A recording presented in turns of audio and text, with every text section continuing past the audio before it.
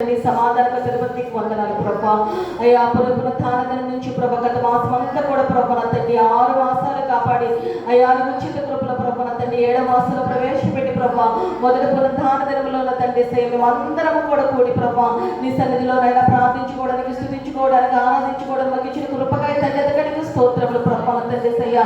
మరణం నుంచి మా ప్రాణములు ప్రభా కన్నీళ్ళు విడకుండా మా కన్నులను జారి పడకుండా మా పాదములు స్థిరమైన నీ పండ మీద నిలిపి చిన్న ప్రభా అయ్యా మమ్మల్ని స్థిరపరిచిన దేవానికి స్తోత్రములు ప్రభా. నీ కృపను మా పట్ల విస్తరింపజేసిన దేవానికి స్తోత్రములు. మేము ఏ పార్టీ వారం ప్రభా, ఏ అర్హత యోగ్యత లేనప్పటికీ ప్రభా నీ కృపను మా పట్ల విస్తరింపజేస్తున్న దేవానికి స్తోత్రములు చెల్లించుకుంటున్నాం ప్రభా. అందును బట్టి మేము కృతజ్ఞులమైతండి. నీ సన్నిధిలోనికి వచ్చి మేము అందరం కూడా ఇప్పుడు వరకు పెట్టిన ప్రభావానికి స్తుతుల ద్వారా తలాంతుల ద్వారా నిన్ను పాడి స్తుతించున్నారు ప్రభా. నీకు వందనాలు అయ్యా. ఎక్కడైతే 2-3 నమ్మను కూడా ప్రార్థిస్తారో స్తుతిస్తారో వారి మధ్య నేను ఉంటానని సెలవిచ్చిన దేవుడు ప్రభా. అయ్యా మీరు ఆత్మస్వరూప మధ్యలో ఉన్న దేవానికి స్తోత్రము చెల్లించుకుంటున్నాం ప్రభా. ఈ సమయంలో నీ దాసు విపక్షం నిలబడబోచుండగా ప్రభా వాక్యమైన దేవ మాతో మాట్లాడాడు ప్రభా. యెహోవా వాక్యం ప్రభు పవిత్రమైనదని, నీ మాటలు పవిత్రమైన ప్రభా. అవి మట్టి మోసలో కడిగిన వెండి ఎంత పవిత్రమైన ప్రభుని లేఖనం సల్లిస్తూ ఉండగా ప్రభా అటు ఉన్నత ఉపదేశములు ప్రభు నీ దాసు నోటి నుంచి ఏ బిడతో మీరు ఏ ఆకలితో వచ్చిన పెరిగిన దేవుడు ప్రభా. అయ్యా అందరి కొన్ని ఆహారం విరిచి వడ్డించబడుచున్న దేవా. మీ దాసుని సిలువ చోటు మరుగుపరచుకోబడుచున్న దేవానికి స్తోత్రములు ప్రభా. మీ దాసుని పలువడిగా మీ సాధనముగా ఆయుధముగా వాడుకొని పరిచయ కొనసాగించబడుచున్న దేవానికి స్తోత్రములు. కూర్చున్న వాక్యం వింటున్న మమ్మల్ని కూడా స్వాధీనం తీసుకోండి ప్రభా. విని బుద్ధిని గ్రహింపవలసిన వాక్కులను దయచేసి మేము అందరము కూడా ప్రభా నీ వాక్కులు విని ప్రభా నీ వాక్యం వెనకతోనే ప్రభా మా మధ్య నీ ఆత్మకార్యములు జరగడానికి సహాయం ఇచ్చబడచ్చు. మరొక సర్వములందరూ మీ చేతులకు అప్పగించుకుంటూ ప్రతి ఒక్క కార్యక్రమం క్రమంగా మర్యాదగా జరిగించబడచ్చు. యేసు నామములో అడుగుచున్నాం తండ్రి, ఆమేన్.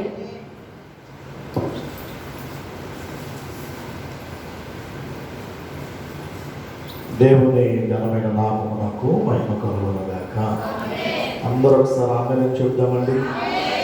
ఉదయకాలపు వేళ దేవుని యొక్క సన్నిధానమునకు చేరువచ్చిన మీకందరికీ మరొకసారి మన ప్రభువును రక్షకుడైన యేసుక్రీస్తు వారి నామములో నాకు హృదయపూర్వక వందనాలు తెలియపరుస్తాను. అందరికి వందనాలు.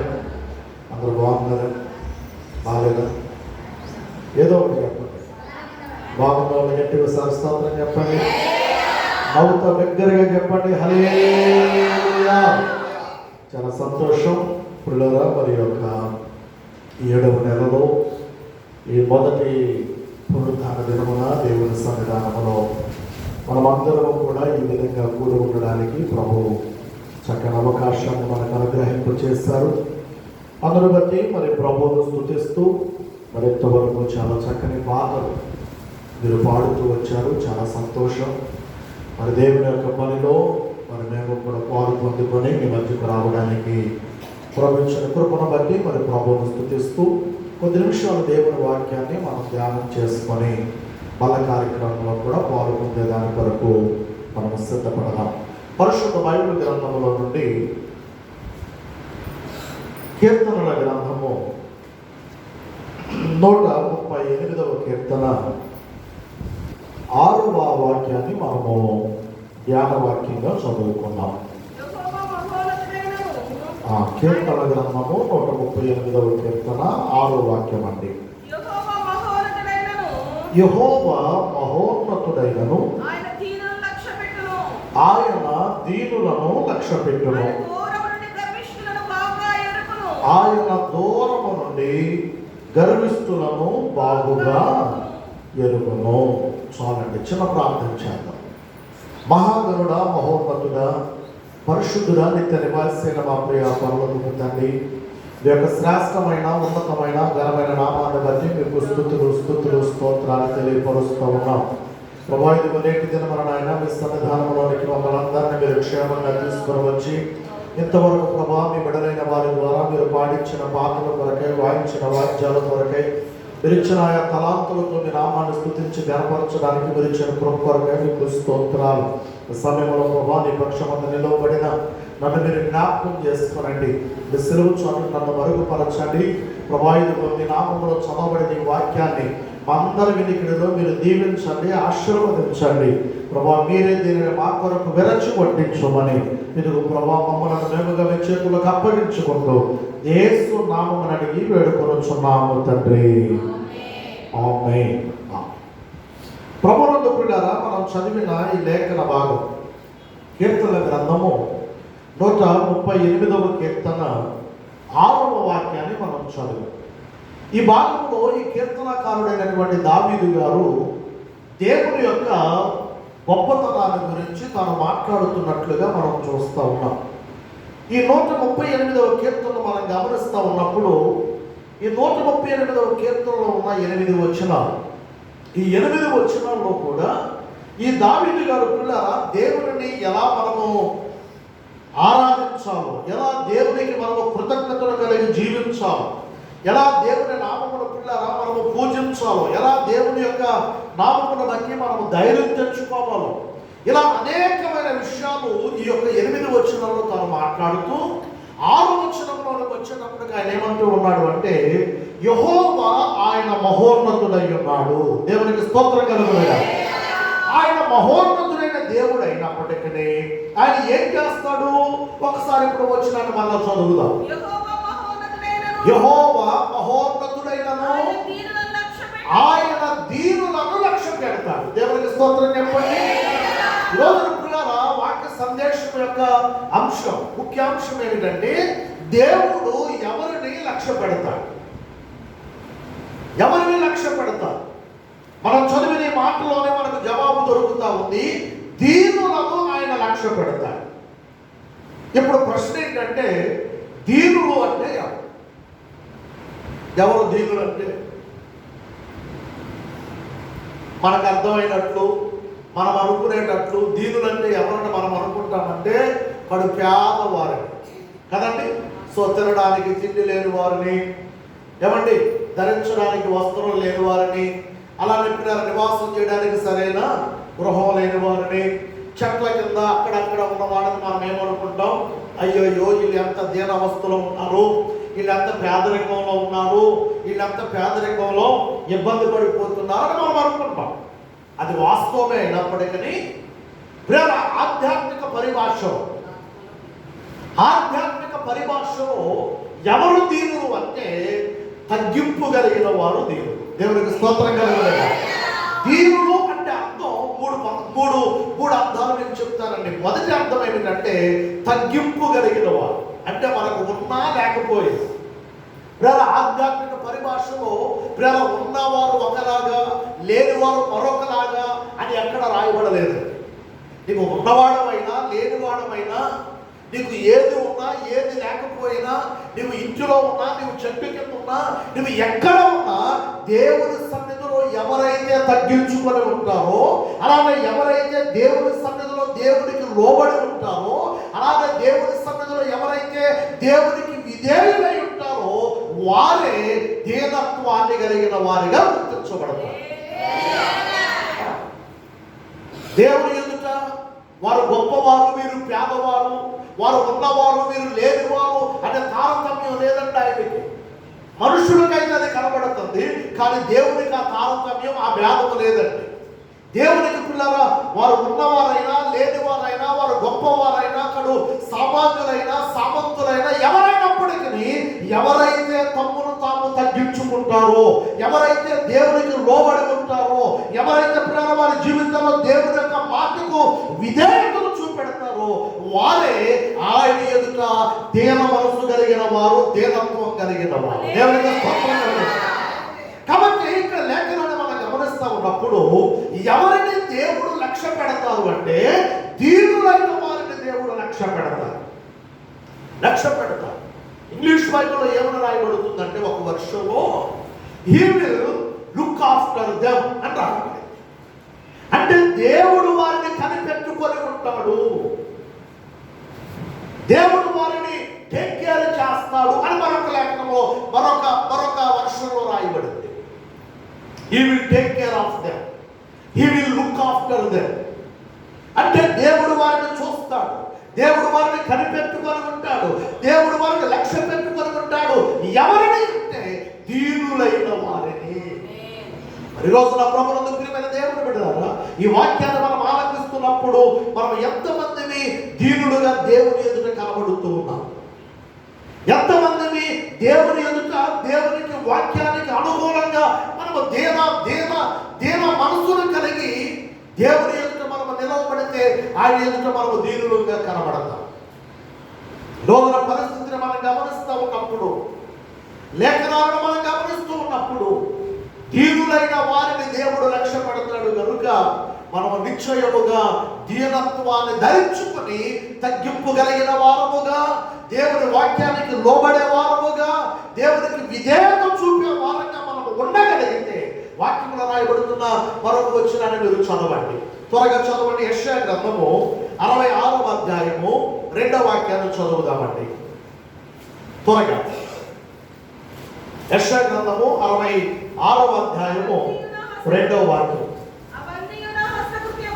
అవన్నీయు నా హస్తకృత్యములు అవి నా వలన కలిగినవని యెహోవా సెలవిచ్చుచున్నాడు. ఎవడు దీనుడై నలిగిన హృదయము కలిగిన వాడై నా మాట విని వణకుచుండునో వారినే నేను దృష్టించుచున్నాను. గట్టిగా వస్తుందో చెప్పండి. ఇంతకు ముందు మనం చదివిన మాటలో ఎవరు దీనుడై ఉంటాడో, దీనుడై ఉన్న వారిని యెహోవా లక్ష్య పెడతాడు అనే మాటలు మనం చదివితే యెషయా గ్రంథంలో రాయబడుతున్న మాట ఏమిటంటే, ఎవడు దీనుడై చదవాలి.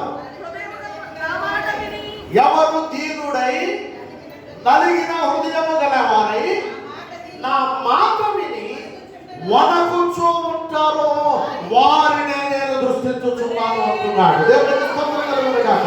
ఈరోజు నా ప్రభువునందు ప్రియమైన దేవుని సంగమా, దేవుని బిడ్డలారా, మనము కేవలం దీనత్వాన్ని కలిగి ఉండడం మాత్రమే కాదు, దీనులైనటువంటి మనం చేయవలసిన మరొక పని ఏంటో తెలుసా? దేవుని సన్నిధిలో విరిగి నలిగిన హృదయము కలిగిన వారమై ఆయన మాటలు వింటున్నటువంటి మనము ఆ మాటను బట్టి కాస్త భయము కలిగి మనము బ్రతకాలి. అక్కడ రాయబడుతున్న మాట మీరు చదవండి. అక్కడ ఏమని రాయబడుతున్నదంటే, ఎవరైతే నా మాట విని ఏం చేయాలి చెప్పట్లా? ఏం చేయాలండి? వాడికి ఎప్పుడు వస్తుంది చెప్పండి? నిజమేనా? భయం వేసినప్పుడు అడుగు వస్తుందా? మామూలుగా ఎప్పుడు అడుగు వస్తుందా? చెప్పట్లేదు. మీరు చదివేసినప్పుడు వస్తుందంట.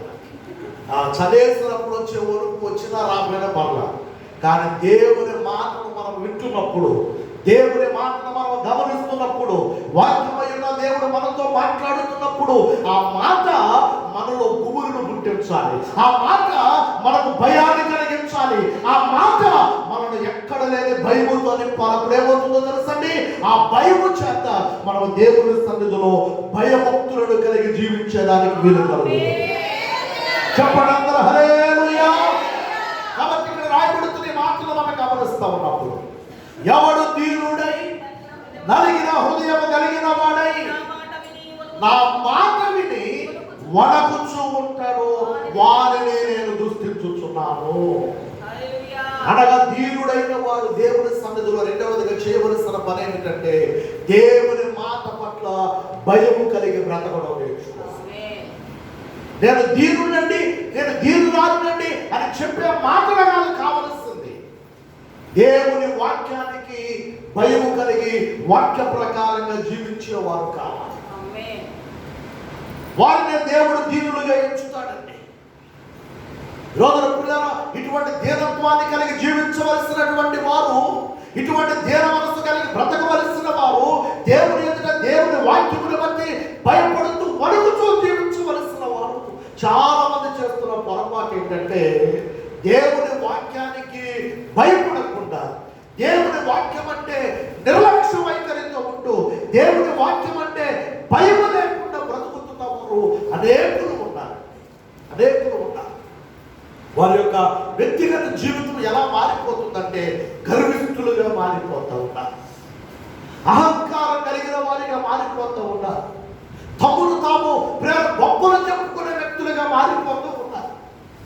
అందుకని బైబిల్లో రాయబడుతూ ఉంది, ఇర్మియా గ్రంథములో 50వ అధ్యాయములో 31వ వాక్యంలో ఏమని రాయబడుతూ ఉన్నదంటే, గర్విష్ఠుడా నేను నీకు విరోధిని, నేను నీకు విరోధిని అంటున్నాడు దేవుడు.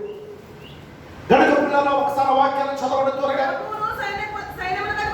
ప్రభువును సైన్యములకు అధిపతి యెహోవా సెలవిచ్చినదేమనగా, గర్విష్ఠుడా నేను నీకేమైపోతాను? విరోధినైపోతా. దేవుడు గర్వాన్ని దేవుడు సహించడండి. గర్విష్ఠులను చూసి దేవుడు ఊరుకోడండి. మీరు లేఖనాలను మరొకసారి చదవగలిగితే అదే కీర్తన గ్రంథములో ప్రేమ కోట 1వ కీర్తన 5వ వాక్యములు ఈ విధంగా రాయబడుతూ ఉంది. చూడండి త్వరగా. కీర్తన గ్రంథం 101వ కీర్తన 5వ వాక్యం. అమ్మా చదవండి. తమ పొరుగు వారిని చాటున దూషించు వారిని నేను సంహరిస్తాను. అహంకార దృష్టి గల వారిని, గర్వించిన హృదయము గల వారిని నేను ఎంత మాత్రం కూడా సహింపను. గర్వం అంటే దేవునికి నచ్చని కార్యం అండి. అహంకారం అంటే దేవునికి నచ్చని కార్యం అండి. అందుకని వాక్యంలో రాయబడుతున్న మాట, గర్విష్ఠులకు నేను విరోధనైపోతాను, అహంకారం గల వారికి నేను ఏం చేస్తాను? వారిని నేను సహించలేను. దేవునికి ఇష్టమనేది కార్యాలు పిల్లలయ్యి. అయినా మనలో గర్వించడానికి ఏముంది చెప్పండి?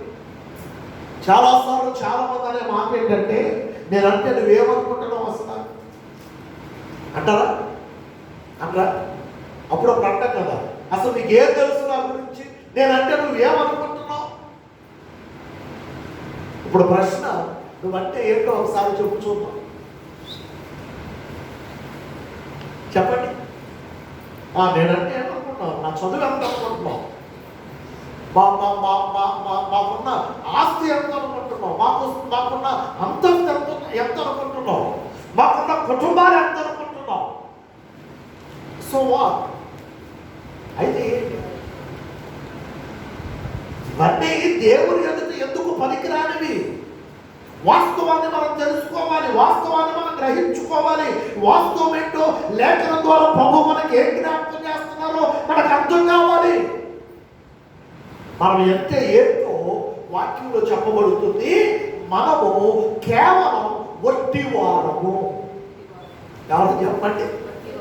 చెప్పండి, ఎవరమండి? వట్టివారం, మట్టివారం. అంతలో కనబడి అంతలో మాయమైపోయే నీటి ఆవిరి వంటి వారం, నీటి బుడగ వంటి వారం, త్రాసు మీద ధూళి లాంటి వారం. ఆ దగ్గర ఏమీ లేదు మనం గర్వించడానికి, మనం ఏమీ కాదు అతిశయించడానికి. మనం మట్టి వారం. ఇదేంటి చెప్పండి? ఇదేంటిది? అట్టండి. రోజుకు ఎన్నిసార్లు స్నానం చేస్తున్నా, రోజుకు ఎన్ని సబ్బులేసి రుద్దినా, ఏమండి ఎంత మనం దీన్ని శుభ్రం చేసినా ఒక అరగంట ఆగినా వాళ్ళకంటే వస్తుంది మట్టే. ఏమీ లేదు, ఇది మట్టిలో నుండి వచ్చింది ఇది. కనుక ఈ మట్టిని బట్టి మనం అతిశయించకూడదు, ఈ మట్టిని బట్టి మనం గర్వించకూడదు, మనం మట్టి వారం అన్న విషయాన్ని ఎప్పటికీ మర్చిపోకూడదు. అతిశయించడానికి మన దగ్గర ఏమీ లేదు పిల్లల. క్షణభంగరం లాంటి మన బ్రతికిది, క్షణభంగరం లాంటి జీవితం ఇది. అందుకనే ఒక పాటలో ఇలా ఉంది, అంతలోనే కనబడి అంతలోనే మాయమయ్యే ఆవిరి వంటిదిరా ఈ జీవితం,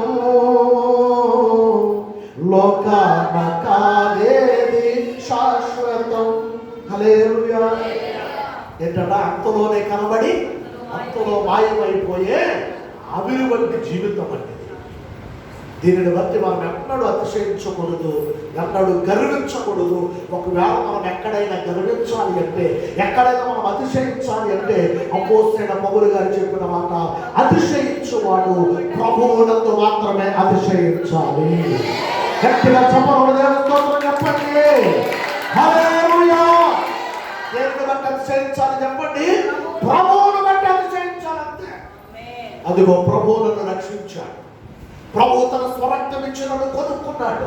ప్రభు తన బిడ్డలను మార్చుకున్నాడు. ప్రభు తన యొక్క స్వాధ్యాన్ని నాకు అనుగ్రహించాడు. ప్రభు తన వారసత్వాన్ని నాకు అనుగ్రహించాడు. నిత్య రాజ్యములో ఉండే భాగ్యాన్ని కృపను నాకు ఇచ్చాడు. అందులో బట్టి దేవుడు స్తోత్రం. అందులో బట్టి అతిశయించాలి తప్ప కలిగి ఉన్న మరి దేవుని బట్టి మనం అతిశయించడానికి కనుక లేఖనంలో రాయబడుతున్నమాట, ఇదిగో దేవుడు అహంకారులను ఎదిరిస్తాడు. అహంకారులకు గర్విష్ఠులకు దేవుడు విరోధిగా నిలబడతాడు. దేవుడు అహంకారం కలిగిన వారిని చూసి ఆయన ఎంత మాత్రం కూడా సహించండి. మాట మీకు జ్ఞాపకం చేయాలి.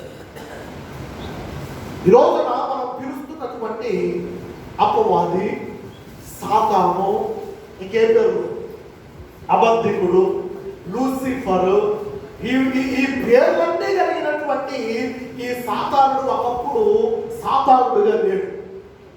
అమ్మా నా వైపు చూడండి. ఒకప్పుడు సాతానుడుగా లేడు. ఒకప్పుడు ప్రతి యొక్క సాతానుగా, లూసిఫర్గా, అపవాదిగా పిలువబడిన ఇతను ఎవరు అంటే ఒకప్పుడు దేవుడి యొక్క ప్రధాన దూతల్లో ఒక దూతగా ఉంటాడు. తాను ఏం చేసేవాడంటే ఆరాధనకు నాయకత్వాన్ని వహించేవాడు. దేవుడిని ఆరాధించే క్రమములో పరలోక రాజ్యములో ప్రభువు సింహాసనం మీద ఆసీనుడైనప్పుడు ఈ యొక్క లూసిఫర్ అనబడుతున్నటువంటి ఈ దూత దేవుడిని ఆరాధించడానికి నాయకత్వాన్ని వహించి వర్షిప్ లీడర్గా నిలవబడితే తన వెనకమాల ఇంచుమించుగా కొన్ని కోట్ల మంది దూతలు ఆయనను వెంబడించేవారు. దేవునికి స్తోత్రం కలుగును. ఆ క్రమంలో దేవునికి ప్రధానమైనటువంటి దూతల్లో ఈ లూసిఫర్ ఒకడు.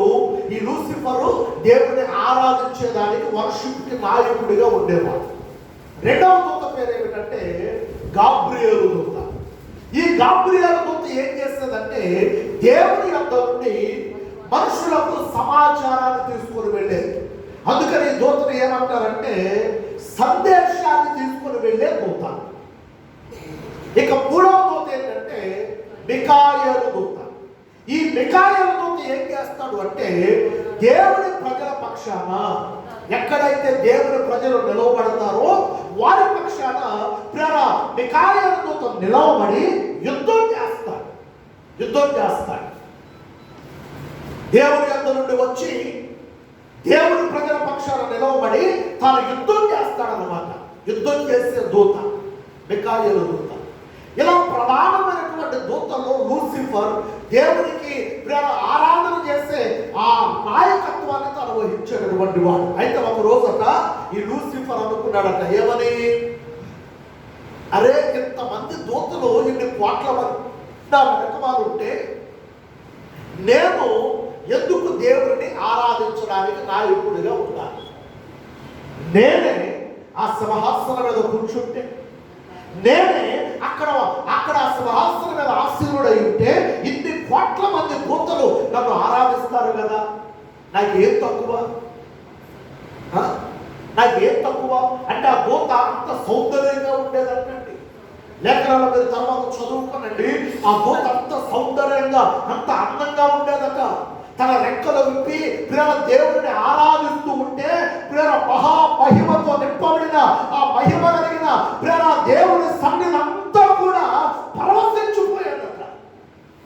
అంత సౌందర్యం కలిగిన ఆ దూత, అంత అందము కలిగిన ఆ దూతను పొందే మనస్సులో ఎవరికి చెప్పాల ఈ మాట, నేను అక్కడ కూర్చుంటా, మీరు నన్ను ఆరాధించండి అని చెప్పి ఎవరికి చెప్పాలా. తన మనసులో తాను అనుకుందంతే. ఎప్పుడైతే ఆ మనసులో అనుకుందో వెంటనే హృదయ రహస్యాలను ఎరిగిన దేవుడు మన మనస్సులో ఆలోచన పుట్టక ముందే, మన మాట రాకముందే సమస్తాన్ని ఎరిగిన దేవుడు తన మనస్సులో వచ్చిన ఆలోచనను పసిగట్టేశాడు. అంతే. వెంటనే ఆ వెనువెంటనే ఆ దూతను అక్కడ నుండి క్రిందకు పడద్రోసి వేశాడు. ఎప్పుడైతే ఆ దూత పడద్రోయబడిందో తనను వెంబడిస్తున్న కొన్ని కోట్లాది దూతలు తనతో కూడా కలిసి భూమి మీదకి వచ్చేసారు. వచ్చేసిన వీరందరూ కలిసి వింటున్నారా? వచ్చేసిన మీరందరూ కలిసి దేవుని మీద కక్ష పెట్టుకున్నారు. కక్ష ఏంటో తెలుసా? మమ్మల్ని ఆయన పడదోరేస్తాడా, మమ్మల్ని గట్టి వేస్తాడా, మమ్మల్ని ఇలా చేస్తాడా అని చెప్పి దేవుడి మీద వారు కక్ష కట్టి దేవుడి మీద వారు పగ పెంచుకొని ఇప్పుడు వారందరూ కలిసి ఏం చేస్తారంటే ఒక తీర్మానం చేస్తారు. ఆ తీర్మానం ఏంటంటే ఆయన పోలికలో ఉన్న మానవులను ఆయనకు సహవాసం లేకుండా చేయాలి.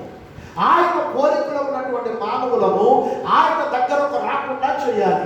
ఆయన పోలికలో ఉన్న మానవులను ఏదో ఒక రకంగా ఏదో ఒక తప్పు జరిగించి వారిని ఆయనకు దూరం చేయాలి అని చెప్పి ఒక కక్ష కట్టుకొని కంకణం కట్టుకొని దేవుని పోలికలో ఉన్న మానవులను దేవునికి సమీపం కాకుండా ఆయా విధాలుగా ఆయా రకాలుగా మనుషులను రకరకాలుగా పాడు చేస్తూ పరిశుద్ధుడైన దేవుని యొద్దకు రాకుండా మనుషులను పాపములో ముంచెత్తేటట్లుగా చేస్తున్నాడు అపవాదిగా.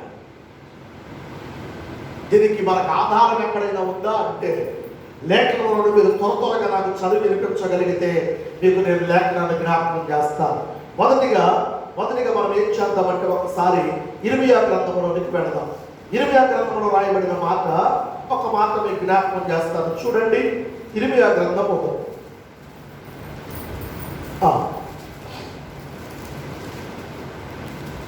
ఇర్మియా గ్రంథములో సాతాను పడద్రోయబడినటువంటి ఆ మాట మనకు కనబడుతుందండి.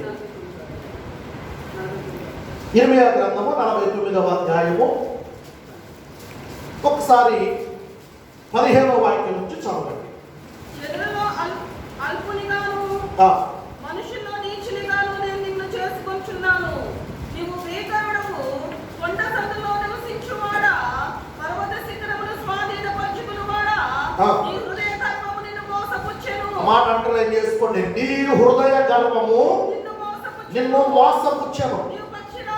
నీవు పక్షిరాజు వలె నీ గూటిని ఉన్నత స్థలములలో కట్టుకొనినను, అక్కడ నుండి నిన్ను కింద పడదోసెదను. ఇదే యెహోవా వాక్కు. యెషయా గ్రంథము 14వ అధ్యాయము 12వ వాక్యం. చూడండి, ఇక్కడ సాతాను పడద్రోయబడిన ఆ లేఖనాన్ని మనము చూస్తా ఉన్నాం. 14వ అధ్యాయం 12వ వాక్యము నుండి. తేజో నక్షత్రమా, వేకువ చుక్క, నీవెట్లు ఆకాశము నుండి పడితివి, జనములను పడగొట్టిన నీవు నేల మట్టము వరకు ఎట్లు నరకబడితివి. నేను ఆకాశమునికి ఎక్కిపోయేదను, దేవుని నక్షత్రములకు పైగా నా సింహాసనమును నేను హెచ్చింతును. ఉత్తర దిక్కును సభా పర్వతం మీద కూర్చుందును, మేఘ మండలం మీదకి ఎక్కుదును. మహోన్నతునితో నన్ను నేను సమానునిగా చేసుకొందును అని నీవు మనస్సులో అనుకొంటివి కదా. అందుకనే నీవు పాతాళమునకు నరకములో ఒక మూలకు త్రోయబడితివే. నిన్ను చూచువారు నిన్ను నిదానించు చూచుచు ఇట్లు తలపోయిదురు. భూమిని కంపింపజేసి రాజ్యములను వణికించిన వాడు ఇతడే. ఎవరితడు? అపవాది. ఎవరితడు? సాతానుడు. ఈ సాతానుడు చేసిన పని ఏంటంటే మహోన్నతుడైన దేవునితో నన్ను నేనుగా సమానుడిగా చేసుకుంటానని తన మనస్సులో గర్వించి అతిశయించి తన మనస్సులో ఆలోచన చేశాడు. అంతే, దేవుడు వెంటనే అక్కడ నుండి తనను ఏం చేశాడు? పడద్రోసి వేసేసాడు. ఈరోజు ఈ మాటను బట్టి దయచేసి మీరు అర్థం చేసుకునే ప్రయత్నం చేయండి. దేవుని దూతనే, ప్రధాన దూతనే, ఆరాధన లీడర్నే దేవుడు విడిచిపెట్టలేదంటే ఈ రోజున మనలను మాత్రం దేవుడు విడిచిపెడతాడా? వర్షిప్ లీడర్నే, కొన్ని కోట్ల దూతలను దేవుడు పడద్రోసి వేసేస్తే దేవుడు సహించలేకపోతే ఈ రోజున మానవ మాతృలమైన మనం గర్వముతో, అతిశయముతో, అహంకారముతో మనం ఉంటే పిల్లరా దేవుడు చూస్తూ ఊరుకుంటాడా? ఎంత మాత్రం కూడా ఊరుకోడండి. కాబట్టి నా ప్రభువుల పిల్లరా, ఈ యొక్క ఉదయకాలపు వేళ ఈ మాటలు ధ్యానిస్తున్న మనము జాగ్రత్తగా లేఖనాలను గమనించాలి. లేఖనంలో రాయబడుతున్న మాటలు త్వరగా చదవండి. యాకోబు రాసిన పత్రిక 4వ అధ్యాయము 6వ వాక్యం. పేతురు రాసిన మొదటి పత్రిక 5వ అధ్యాయం 5వ వాక్యం. త్వరగా చదవండి. 4:6. దేవుడు అహంకారులను ఎదిరించి దీనులకు ఆయన కృపలను గ్రహించును. మొదటి పేతురు పత్రిక 5వ అధ్యాయం 5వ వాక్యం అండి. చిన్నలారా మీరు పెద్దలకు లోబడి ఉండండి. చదవండి. దీన మనసును వస్త్రములు ధరించుకొని మిమ్మల్ని మీరు అలంకరించుకోనండి. ఇక్కడ కూడా అదే మాట మనకు కనబడుతుంది. దేవుడు అహంకారులను ఎదురించి దీనులకు ఆయన కృపలను గ్రహించు దేవుడై ఉన్నాడు. గట్టిగా స్తోత్రం చెప్పండి. కాబట్టి నా ప్రభువుని ప్రియులారా, దేవుడు ఎవరిని లక్ష్య పెడతాడు అంటే ఆయన దీనులను లక్ష్య పెడతాడు. గర్విస్తులను అలాగే అహంకారులను ఆయన ఎంత మాత్రం వరకు కూడా సహించడు. కనుక మనదంటూ ఏమీ లేదండి. ఏ విషయంలో కూడా మనము అతిశయించడానికి మన ఎంత ఏమీ లేదు పిల్లరా. ఈ విషయాన్ని మొదట మనము జాగ్రత్తగా గ్రహించుకోవాలి. అందుకని ఈ మధ్య కాలంలో క్రొత్త పాటలతో ప్రభువును స్తుతించే క్రమంలో దైవజనులు జ్యోతిరాజు గారు ఏలూరులో ఒక చక్కని పాటను రిలీజ్ చేశారు. అర్హత లేకున్నా ప్రేమించావు, ఇది కేవలం నీ కృపయే. యోగ్యత లేకున్నా హెచ్చించావు, ఇది కేవలం నీ కృపయే.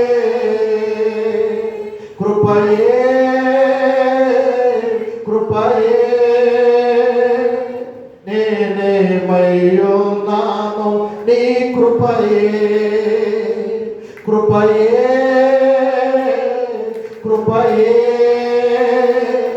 నే బ్రతికి ఉన్నానంటే కృపయే. హల్లెలూయా. ఏం లేకపోయినా చెప్పండి. ఏం లేకపోయినా, అర్హత లేకపోయినా, యోగ్యత లేకపోయినా, ఎందుకు పనికిరాని వాళ్ళమైనా ప్రభు మనను ప్రేమించాడు. మనను సజీవుల లెక్కలో ఉంచాడు, ఆరోగ్యవంతులుగా ఉంచాడు, ఆయుష్నిచ్చాడు, భూమి మీద ఇంకా బ్రతకడానికి అవకాశం ఇచ్చాడు. మనకంటే గొప్పవాడు ఎంతో మంది భూమి మీద లేకుండా కాలగర్భములు కలిసిపోయిన వారు వెళ్ళిపోయారండి.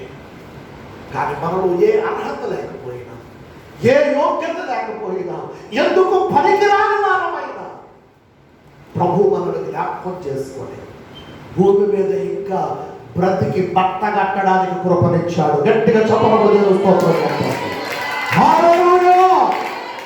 వెళ్ళిపోయిన వారికంటే మనమేం గొప్పవారం కాదండి. వారికంటే మనమేమి ఉన్నతమైన వారం కాదు. కేవలం దేవుని కృప ఈ రోజు వరకు మనం ఈ స్థితిలో ఉన్నామంటే హల్లెలూయా. కాబట్టి మళ్ళా జ్ఞాపకం చేస్తూ ఉన్నాను. మన అంశము దేవుడు ఎవరిని లక్ష్య పెడతాడు అంటే దీనులను ఆయన లక్ష్య పెడతాడు. దీన మనసు కలిగిన వారిని ఆయన లక్ష్య పెడతాడు. కనుక ప్రభువునందు ప్రియమైన దేవుని బిడ్డలారా, మొదటి మాటగా దీనులను ఆయన లక్ష్య పెడతాడన్న విషయాన్ని జ్ఞాపకం చేస్తా ఉన్నాను. రెండవ మాటను చెప్పి ముగించేస్తా. రెండవ మాటను చూడండి. నిర్గమాకాండము 2వ అధ్యాయము ఒక్కసారి 23 నుండి 25 వరకు ఉన్న వాక్యాన్ని చదువుదాం. అలాగున అనేక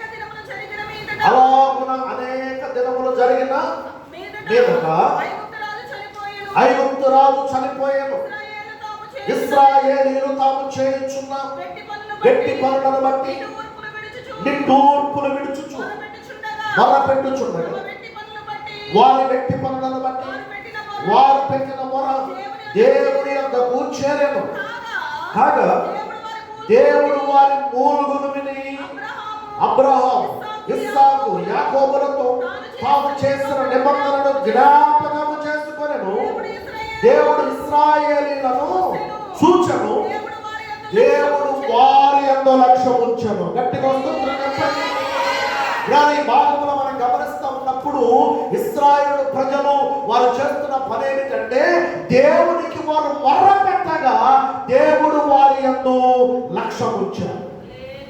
రెండవ మాట, మొర్ర పెట్టిన వారి యందు దేవుడు లక్ష్యం ఉంచుతాడు, కాలక్షేపణ చేసే వారి యందు కాదండి. ఏమండి, ఊరికి వచ్చే పోయే వారి యందు కాదు, ప్రేమ వీలైనప్పుడు వచ్చి పోయే వారి యందు కాదు, దేవుని సన్నిధిలో ఆయనకు ఎవరైతే మొర పెడతారో మొర్ర పెట్టిన వారి యందు దేవుడు లక్ష్యం ఉంచుతాడండి. ఇశ్రాయేలు ప్రజల గురించి మనం ఆలోచన చేస్తూ ఉన్నప్పుడు, ఇశ్రాయేలు ప్రజల ప్రియులుగా వారు ఎంతకాలం దేవుడి సన్నిధిలో మొర పెట్టారో తెలుసా? 430 సంవత్సరాలు. ఎంత ఎంత బాధాకరమైన విషయం ప్రియులారా. ఇప్పుడు మీకు ఒక ప్రశ్న, దేవుడు మొరను విని మొరను ఆయన లక్ష్యం పెట్టాలి అంటే 430 సంవత్సరాలు అవసరమా, లేక క్షణం చాలా? 430 సంవత్సరాలు కావాలా, లేకపోతే క్షణం మాత్రమే చాలా? ఓకే, మన సహోదరులు అంటున్నారు అయ్యా క్షణం చాలండి, ఇంకా మిగిలిన వాళ్ళు ఏమంటారు? అయ్యా పురుషులు క్షణం చాలు, మరి 430 సంవత్సరాలు ఎందుకు మీరు పెట్టిన వారు దేవుని ఎందుకు చేరతారు? పాస్ అయిపోయారు వారి యొక్క అవిధేయతను బట్టి.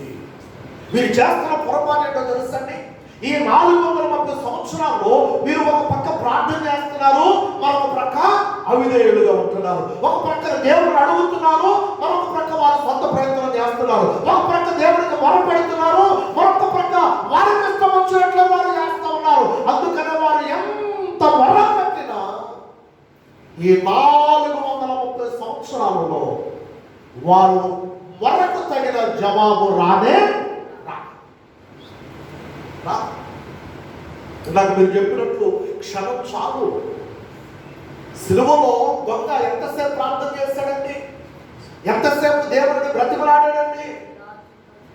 నేను అనుకుంటున్నాను అది క్షణం కూడా పట్టున్నదేమో. క్షణం అంటే 60 సెకండ్లు కదా, నేను అనుకుంటున్నా అన్ని సెకండ్లు కూడా పట్టున్నదేమో. ఆ బాధలో ఆ శ్రమలో ఉన్నటువంటి ఆ దొంగ ప్రభువును ఒకే ఒక్క మాట్లాడాడు, ప్రభువా నీ రాజ్యముతో కూడా నీవు వచ్చినప్పుడు ఒక్కసారి నన్ను జ్ఞాపకం చేస్తే అన్నాడంతే. ఈ మాట మాట్లాడడానికి ఎన్ని సెకండ్లు పట్టింది? పట్టిందా? ఎంత నిమిషం అన్నా పట్టిందా? అట్లా సెకండ్లు వ్యవధి. నేను అనుకుంటున్నా ఒక 5 సెకండ్లు కూడా పట్టుండదు. అంటే కరుణామయుడు సినిమాలోకి ఎలా మాట్లాడాలి సినిమా. నేను అంటున్నా ఒకవేళ ప్రేమ తాము హృదయపూర్వకంగా పలికిన ఒక్క మాట, ప్రభువా నీ రాజ్యముతో కూడా నీవు వచ్చేటప్పుడు నన్ను జ్ఞాపకం చేసుకయ్యా. ప్రభు ఎంతగా తనకిచ్చిన జవాబు ఏంటో తెలుసా? నేడే నీవు మాతో కూడా పరదేశంలో ఉంటావు. అంటే ఒక క్షణం. కానీ ఇశ్రాయేలీయులు 430 సంవత్సరాలు వారు ఎంత మొర పెట్టినా, వారు ఎంత దేవుడిని అడుగుతూ వచ్చినా, వారు ఎంతగా దేవుని పిల్లల బ్రతిమలాడుతూ వచ్చినా వారి యొక్క మొరకు జవాబు రానే. మొత్తం మీద ఫరో రాజు చనిపోయాడు, మరొక రాజు రాజుగా ఎన్నిక చేయబడ్డాడు. వచ్చిన రాజుకి ఇలా పూర్వఫలాలేంటో తెలియదు, వీరు ఎవరి తాలూకాలో తెలియదు, వీరు ఎక్కడి నుంచి వచ్చారో ఆయనకి ఏమాత్రం కూడా ఆలోచించాల్సిన అవసరం లేదు.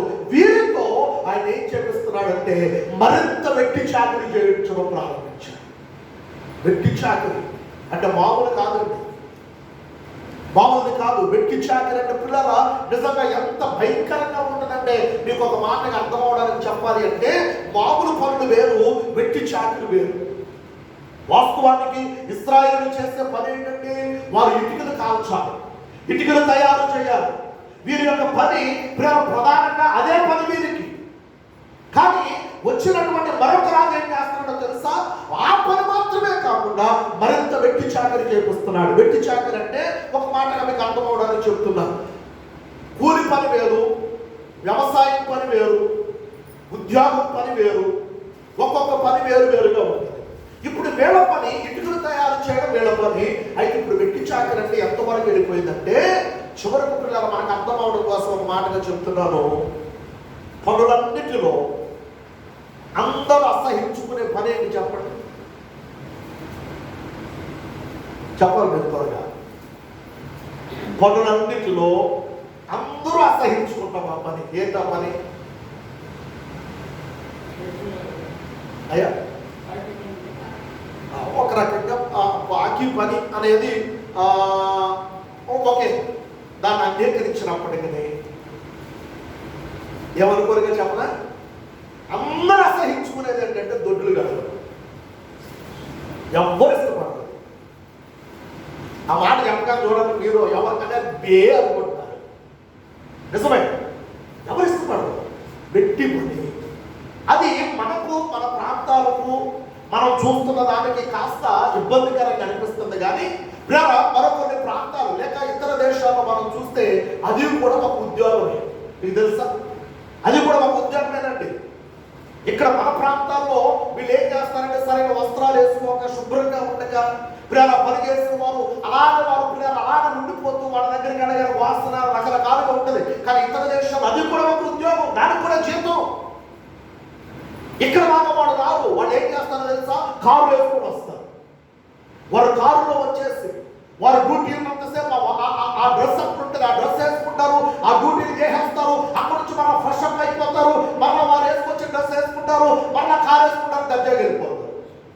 డ్యూటీ పెట్టి పని. బైబిల్ కాలేజీలో నేను కూడా చేశాను ఆ పని. ఇంచుమించుగా 70 మంది వాడే బాత్రూమ్ని సుమారుగా 2 సంవత్సరాల పాటు నేను కడిగాను. ఆ డ్యూటీ వేసేవాడు నాకు, అట్లులోనే డ్యూటీ వేసేవాడు. ఇంచుమించుగా 70 మంది మా టీం అయితే సుమారుగా అక్కడ ఉన్నటువంటి వారిలో దగ్గరగా 350-400 మంది సభ్యులు ఉండేవాడు. అంతమందికి వంట చేసే గిన్నెలు ఎంత చిన్నగా ఉంటాయి. 300-400 మందికి వంట చేయాలి. చేసిన తర్వాత డేక్షాలండి, పెద్ద పెద్ద డేక్షాలు కడిగే డ్యూటీ వేసేవాడు. ఆ తర్వాత ఇల్లు తుడిసే డ్యూటీ వేసేవాడు. వారానికి ఒక డ్యూటీ మారేది, వారంలా చేయాలి ఆ డ్యూటీ. నాకు మొట్టమొదటిగా నాకు డ్యూటీ వేసినప్పుడు ఈ బాత్రూములు కడిగే డ్యూటీ నాకు వేసినప్పుడు ఖచ్చితంగా రాత్రి భోజనం చేసిన తర్వాత వేసే డ్యూటీ మొట్టమొదటిసారి. తప్పదు డ్యూటీ. సేవలో అదొక భాగం. దేవుని సన్నిధిలో ఏ పనికి కూడా వెనక్కి తీయకూడదు. నాగటి మీద చేయి వేసిన వారు వెనుదిరిగి చూడకూడదు.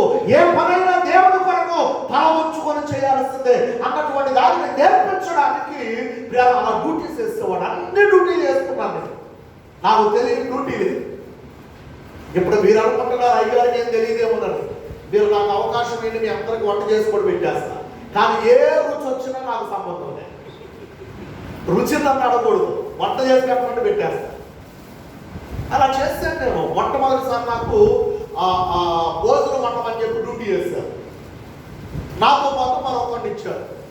మా ఇద్దరు డ్యూటీ ఏంటంటే క్లాస్ జరుగుతూ ఉంటుంది. క్లాస్ అయిపోయే లోపల ఖచ్చితంగా భోజనం టయానికి వంట రెడీ చేసి పెట్టాలి. నువ్వు కూరగాయలే కట్ చేసుకుంటావు, బియ్యమే కడుక్కుంటావు, చపాతీనే తయారు చేస్తావు, నువ్వు ఏమన్నా చేయి, ఖచ్చితంగా 1 గంటకు భోజనం ఉంటుంది.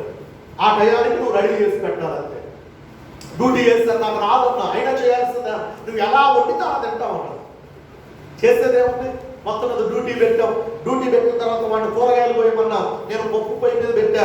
మొత్తం మీద పప్పు ఉడికిన తర్వాత ఒక డేక్షా తీసుకున్నా. డేక్షాలో కొంత నూనె వేసా. నేను వండిన విధానం చెప్తున్నా. నూనె వేసిన తర్వాత ఏం వేయాలి, అంత ఉప్పు వేసా, అంత కారం వేసా, అంత పసుపు వేసా. అవన్నీ వేసిన తర్వాత ఏం వేయాలి, ఈ లోపల ఉల్లిపాయలు తీసుకొచ్చి ఇచ్చాడు. ఆ ఉల్లిపాయలు తీసుకొని దాంట్లో వేసి తింటా. ఈ లోపల పొగలేసింది. క్లాస్ అంతా దగ్గులు మొత్తం మీద తిప్పేస్తా ఉంటా. అది తిప్పుతా ఉంటే నాకు తెలియదు కదా ఏం చేయాలి. అప్పుడు నాకు ఏ రోజు వండిన ఆ అలవాటు కానీ వండిన అనుభవం కానీ లేదు. మొత్తం మీద తిప్పుతా ఉంటా. అది తిప్పేసిన తర్వాత నాకు అనిపించింది ఇంకా చూస్తే ఇంకా 4 డబ్బాలు కనపడుతుంది. ఆ డబ్బాలో టీ పొడి ఉందన్న సంగతి నాకు తెలియదు. మొత్తం మీద అవి కూడా తీసా. అవి ఒక 2 స్పూన్లు, మిరియాలు ఒక 2 స్పూన్లు మొత్తం కలిపి పడేసా. కాసేపు తిప్పి ఆ పప్పు నానబెట్టుకున్నా కదా, ఆ పప్పునంతా కూడా దాంట్లో వేసి మొత్తం కూడా తిప్పిన తర్వాత కాసేపు నీళ్లు పోసి ఉడకబెట్టేసా. టైం అయిపోయింది, భోజనం టైం వచ్చేసారు. భోజనం రెడీ. పప్పు వండామండి. పప్పు వండారు, ఓకే రైట్ తీసుకురండి, లైన్లో పెట్టాం. అందరూ ప్లేట్లు పట్టుకొని నిలవబడ్డాం. ఇప్పుడు బఫే సిస్టమ్ మనం వాడుతున్నాం. నేను ఇది ఎప్పుడో దగ్గర 2003-2004లోనే వాడేసాను. ప్లేట్లు పట్టుకొని నిలబడ్డారు. అందరూ వంటలు చేస్తున్నారు. చక్కగా అందరూ ఒకదాని తర్వాత ఒకటి చపాతీ చేసాం, తర్వాత పప్పు వండాం, తర్వాత వైట్ రైస్ వండాం. చపాతీ వేయడం, పప్పు వేయడం, వైట్ రైస్ పెట్టడం. మొత్తం మీద పిల్లలు చక్కగా అందరూ కూడా తింటా తింటా తింటా తింటా ఎవరికాళ్ళు ముద్ద పెట్టడం, నా ఎంత చూడటం. నేనే వంట చేయాలి. సో ముద్ద పెట్టడం, నా ఎంత చూడటం. ఏంటి అని చెప్పి అందరూ ఆయన చూస్తాను. అందరు నా ఎంత చూసి చివరికి వేరే వారు అడిగారు నన్ను, ఎలా వండావు అన్నారు. ఎలా వండటం ఏంటి, బాగాలేదా అన్నారు. బాగోటం ఆయన, నువ్వు వండిన వంటకం చాలా బాగుంది, అసలు నువ్వు ఏమేమి వేసావు చెప్పు అన్నారు. ఏమేమైంది నాకు తెలిసింది అని చేశాను. ఎక్కడ వేసావు ఒకసారి చూపి అన్నారు లీడర్ గారు. మొత్తం మీద లీడర్ గారు తీసుకెళ్ళి చూపించా. అప్పుడు చెప్పాడు ఆయన, ఆయన నువ్వు వేసింది టీ పొడిరా, నువ్వు వేసింది మిరియాల పొడిరా, అప్పుడు చెప్తున్నాడు ఒక్కొక్కటి. నేను చెప్పా ఇవన్నీ వేసానండి. అబ్బా నాయన అందుకే మంచి టేస్ట్ వచ్చింది ఆయన అన్నారు. ఆ రోజు నుంచి నాకు ఎప్పుడు మళ్ళీ వంట పని అంటే మాట మీకు ఎందుకు చెప్తున్నానంటే, ఇక్కడ మనం ధ్యానిస్తున్న ఈ మాటలో కూడా ఈ యొక్క వ్యక్తి పని ఇశ్రాయేలీలు భయంకరంగా వారు చేయాల్సి వచ్చినప్పుడు వారికి తట్టుకోలేక, ఆ బాధ భరించలేక దేవునికి వారు మొర్ర పెట్టడం ప్రారంభించారు. ఆ మొర్రలో నిజముగా వారు మొర్ర పెట్టడాన్ని మనం చూడగలుగుతున్నాం. దేవునికి స్తోత్రం. అందుకని కీర్తన గ్రంథంలో రాయబడుతున్న ఒక వచనాన్ని చదవండి త్వరగా. కీర్తన గ్రంథము 145వ కీర్తన 18వ వాక్యం ముగించేస్తాను త్వరగా. తనకు మొర్ర పెట్టు వారికందరికీ, తనకు నిజముగా మొర్ర పెట్టు వారికందరికీ యెహోవా సమీపముగా ఉన్నాడు. దేవునికి స్తోత్రం కలుగునుగాక. ఎవరికంటే దేవుడు సమీపంగా ఉంది, నిజముగా మొర్ర పెట్టేవారికి. నిజముగా అన్న మాటకు వ్యతిరేక పదం ఏంటి చెప్పండి, చెప్పాలి. మేలుకు వ్యతిరేక పదం ఏంటి చెప్పండి త్వరగా. మేలుకు వ్యతిరేక పదం కీడు, వెలుగుకు వ్యతిరేక పదం చీకటి. అలాగే ఇప్పుడు నిజానికి వ్యతిరేక పదం అబద్ధం. అంటే ఇప్పుడు ప్రార్థనలో ఎన్ని రకాలు ఉన్నాయి చెప్పట్లేదు. నిజంగా చేసే ప్రార్థన ఉందంటే దాని ప్రక్కన ఏది ఉన్నట్టు అంటే దీన్ని ఏమని చెప్పొచ్చు అంటే, యోహాను గారు దీన్ని ఎలా మనం చెప్పొచ్చు అంటే, నిజంగా చేసే ప్రార్థన ప్రార్థనగా ఉంటే, రెండవదిగా అబద్ధంగా చేసే ప్రార్థన ఎలా ఉంటుందో తెలుసా, బలవంతంగానో ఒత్తిడిగానో చేయకపోతే బాగోదేమో అని ముఖమాటంగా చేస్తూ చివరికి దాన్ని ఎలా చేస్తారో తెలుసా, తూతూ మంత్రం, తుమ్మకాయ మంత్రం, నీ మంత్రం అప్పుడే అట్లా చేసి వదిలేస్తారు. దానికి జవాబు ఎట్లా వస్తుంది చెప్పగలరా? అది ఎలా దేవుడి సన్నిధికి చేరదు చెప్పండి. వాక్యంలో రాయబడుతున్న మాట, తనకు మొర్ర పెట్టు వారికి, మరి విశేషంగా తనకు నిజముగా మొర్ర పెట్టు వారికి ఆయన సమీపంగా ఉన్నాడు. దేవునికి స్తోత్రం కలుగునుగాక. అయ్యో మీరు దీన్ని ఎట్లా నిర్ధారణ చేయగలరండి? మీరు మాట్లాడితే సరిపోద్దా అనేవాడు లేకపోతే ఒక చిన్న విషయాన్ని బైబిల్లో నుంచి మీకు చూపించి ముగించేస్తా. లూకాసు వార్తలో 18వ అధ్యాయములో ఇద్దరు వ్యక్తులు మనకు కనబడతారండి. ఈ ఇద్దరు వ్యక్తులు వారు దేవాలయానికి వెళ్ళారు. వారు దేవాలయానికి వెళ్ళిన తరువాత వారిద్దరూ కూడా దేవునికి ప్రార్థన చేస్తారు. అయితే ఒకరి ప్రార్థన ఏమో అంగీకరింపబడాలి, మరొక ప్రార్థన అంగీకరింపబడింది. అందుకు గల కారణం ఏంటో త్వరగా అక్కడ లేఖనం నుంచి మీకు చూపిస్తాను. చూడండి, లూకాసు వార్త 18వ అధ్యాయము 10వ వాక్యం నుంచి త్వరగా చదవండి. దొరికిందండి అందరికీ. 18, 10వ వాక్యం నుంచి. ప్రార్థన చేయుటకై ఇద్దరు మనుషులు దేవాలయంలోనికి వెళ్ళింది. వారిలో ఒకడేమో పరిసయ్యుడు, మరొకడేమో సుంకరి. అయితే పరిసయ్యుడు మొదట నిలవబడి, దేవా నేను చోరుడు అంటే నేను దొంగలు కాదు, నేను అన్యాయస్తుడిని కాదు, నేను వ్యభిచారం చేసే ఇతరుల మనుషులు లాంటి మనుషుడిని కాదు, కనీసం నా పక్కన ఉన్నాడే ఎవరు చెప్పాలి ఎవరు? సుంకరి. సుంకరి అంటే అర్థం ఏంటో తెలుసా? పాపి. ఇదిగో ఈ పాపి అయినా ఈ సుంకర్ లాంటి వాడిని కూడా నేను కాదు. నేను అలా ఉన్నందుకు నీకు కృతజ్ఞతాస్తుతులు తెలియజేస్తున్నాను. అని అంటూ ఇప్పుడు తాను మళ్ళా మాట్లాడితే ఏమంటున్నాడు, ఇదిగో నేను వారానికి 2 మార్లు ఉపవాసం ఉంటున్నాను, నాకు వచ్చిన సంపాదన అంతటిలో 10వ భాగం 10వ వంతునే నీకు చెల్లిస్తున్నాను అని చెప్పి తనలో తాను ప్రార్థన చేసుకున్నాడు. అయితే సుంకరి అనగా రెండో వ్యక్తి సుంకరి దూరముగా నిలువబడి ఆకాశం వైపు కనులెత్తుటకైనా ధైర్యము చాలక రొమ్ము కొట్టుకొనొచ్చు, దేవా పాపినైన నన్ను కరుణించుమని పలికెను. అందుకు అతని కంటే ఇతడు నీతిమంతుడిగా తీర్చబడ్డాడు. దేవునికి స్తోత్రం కలుగునుగా. ఇప్పుడు ఈ 2 ప్రార్థనలో ఏది నిజమైన ప్రార్థన, ఏది సరైన ప్రార్థన, ఏది సరైన ప్రార్థన కాదు మీరు చెప్పండి. ఎందుకని సుంకర ప్రార్థన అన్నారు, బాగుంది. ఎందుకని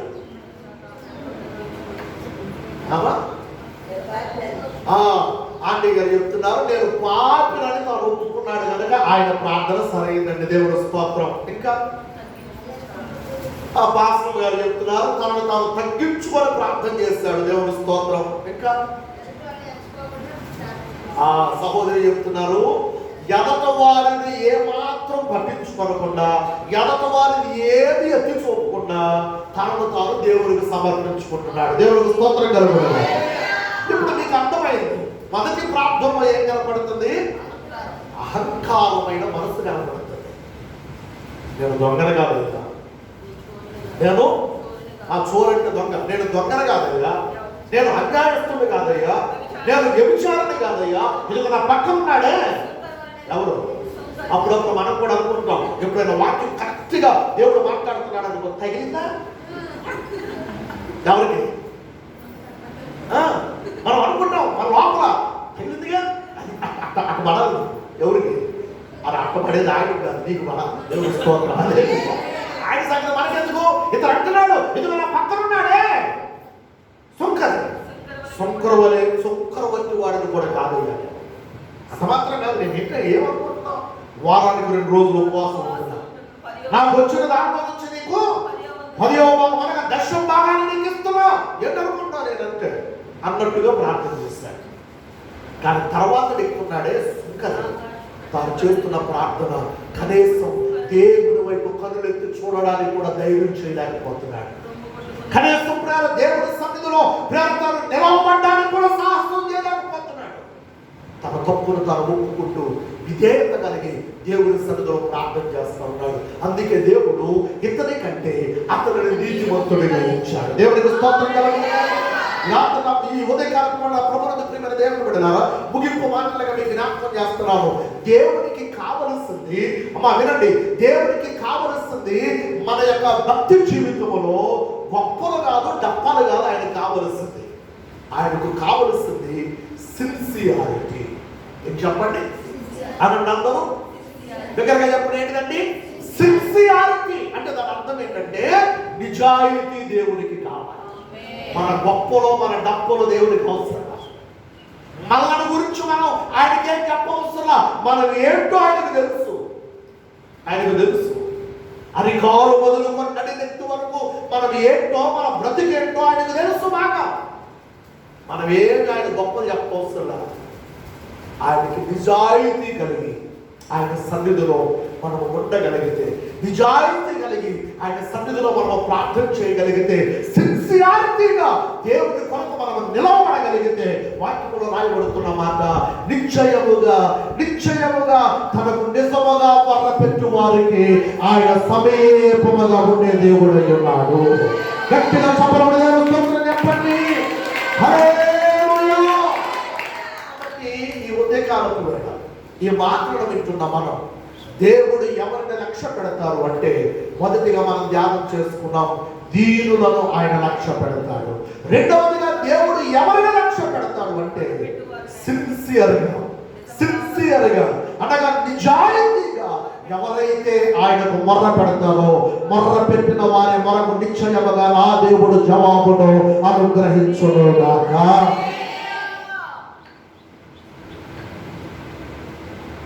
ఆయన మన మొరను వినగలిగిన దేవుడు, మన మొరకు జవాబునియగలిగిన దేవుడు. మన కథ మొత్తాన్ని మార్చగలిగిన దేవుడు ఆయన మాత్రమే. అందుకని మనం పాడుతున్న పాటలో ఒక పాటలా ఉంది కదా, స్థిరపరచువాడవు బలపరచువాడవు. నేను వచ్చేప్పుడు పాడుతున్నట్టున్నాను, అవునా? నేను మాత్రమే పాడము. పడిపోయిన చోటే నిలబెట్టువాడవు, గణపరచువాడవు. అదేనా?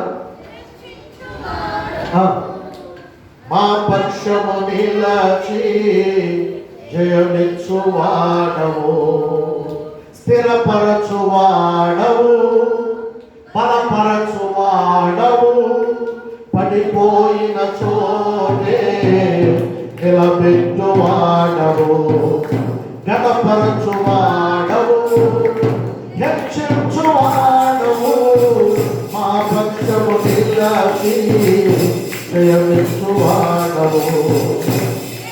ఏ పైనా చేయగలవు, భగవంతం మార్చగలవు, నీ నామమునే మహిమంతా తెచ్చుకొందువు. ఏ పైనా చేయగలవు, భగవంతం మార్చగలవు, నీ నామమునే మహిమంతా తెచ్చుకొందువు.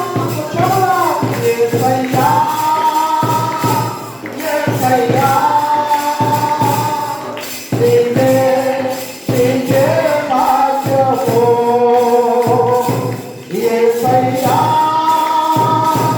యేసయ్యా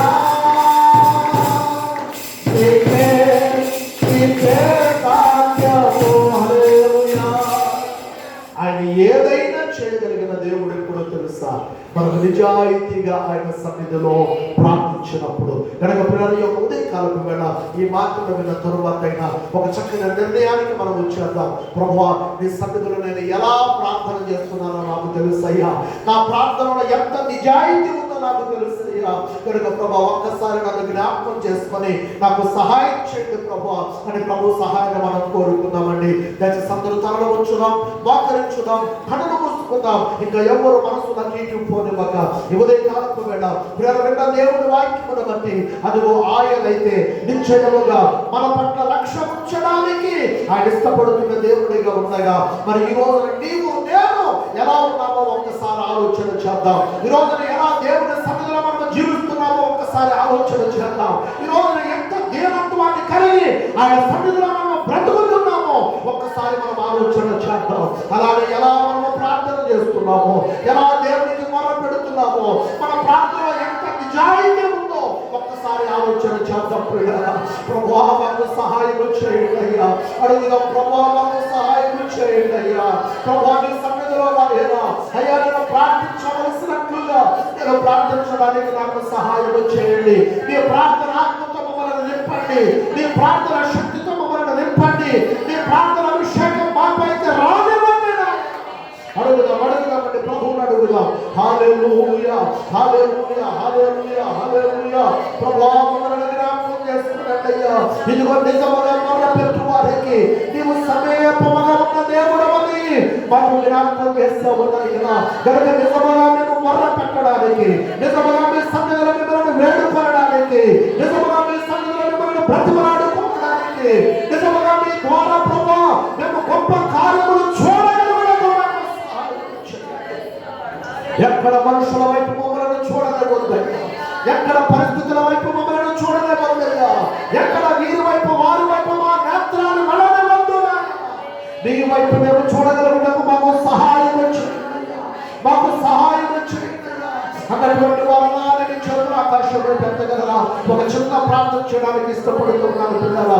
మీ చేతులు ఇదిగో ప్రభువా నాకు సహాయం కావాలి అన్నటువంటి వారు మీ చేతులు అలా ఆయన వైపు చాపగలిగినట్లయితే మీ కొరకు చిన్న ప్రార్థన చేయాలని ఆశపడుతూ ఉన్నా.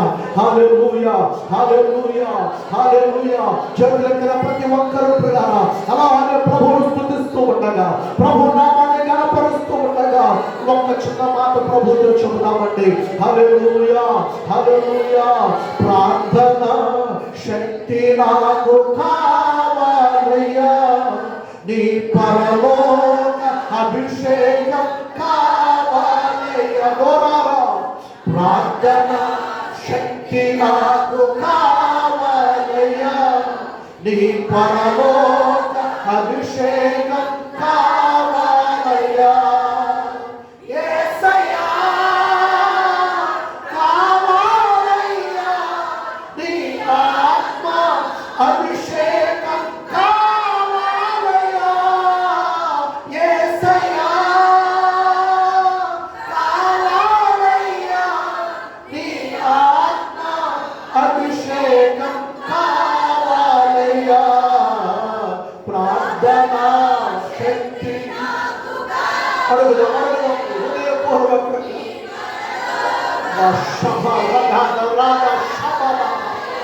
ఓ ప్రార్థనా శక్తి పురుషులు కూడా నీ పరలోక అభిషేకం యేసయ్యా పిలుద్దాం, యేసయ్యా కావాలయ్యా, నీ ఆత్మ యేసయ్యా కావాలయ్యా, నీ ఆత్మ yes అవునాయినా చెబుదాం, యేసయ్యా కావాలయ్యా, నీ ఆత్మ అభిషేకం ఓ దేవా ప్రార్థన శక్తి అడుగుతున్న ప్రతి కోటి మాటల వంటి ప్రభు ఆత్మ ప్రతి ఒక్కరిపైకి దిగి రాబోతా ఉంది. అడుగుతున్న ప్రతి కోటి మాటల వంటి ప్రభు ఆత్మ ప్రతి ఒక్కరిని సంధించబోతూ ఉంది. అడుగుతున్న ప్రతి కోటి మాటల వంటి పరిశుద్ధాత్ముడు ఈ ఉదయం కాలపడగా ప్రతి ఒక్కరి తలల పైన అల్లాడుచున్న పరిశుద్ధాత్మ బలమైన అభిషేకం దిగి వచ్చునుగా. ఇప్పుడే ఇప్పుడే ఇప్పుడే ఇప్పుడే ఇప్పుడే ఇప్పుడే ప్రతి ఒక్క ఆత్మ రగిలించబడుగాక.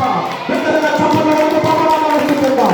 హల్లెలూయా హల్లెలూయా, మహిమ మహిమ మహిమ మహిమ మహిమ ఫలితమైన వందించున్న అగ్ని ఇప్పుడే ఇప్పుడే ఇప్పుడే ఇప్పుడే ఇప్పుడే ప్రతి ఒక్కరిని తాకునుగాక తాకునుగాక నింపబడుగాక. ఓ హల్లెలూయా హల్లెలూయా హల్లెలూయా హల్లెలూయా. ప్రార్థించకుండా అడ్డుపడుతున్న ప్రతి అడ్డంకులు ప్రతి సాతాను బంధకాలు యేసు నామములో పడబడుగాక.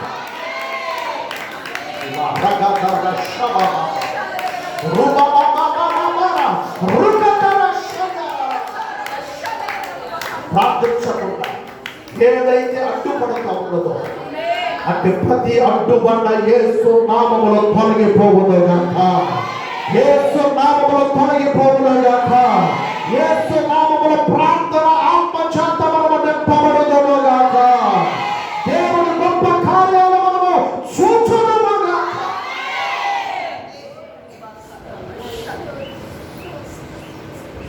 పరిశుద్ధాత్మ దేవా మీకు స్తోత్రాలు. ఆత్మరూపిగా మా మధ్యన సంచరిస్తున్నవాడ, ఆత్మరూపిగా మా పైన అల్లాడుతున్నవాడ, మరొక్కసారి ప్రభు ఇదిగో మమ్మలను మేముగా మీ చేతులకు అప్పగించుకుంటూ మీ ఆత్మ ద్వారా మమ్మలను నడిపించి నిత్య రాజ్యము కొరకు మేము జీవించడానికి సహాయం చేయమని మీకే మహిమ చెల్లిస్తూ యేసు నామమున అడిగి వేడుకొనుచున్నాము తండ్రి.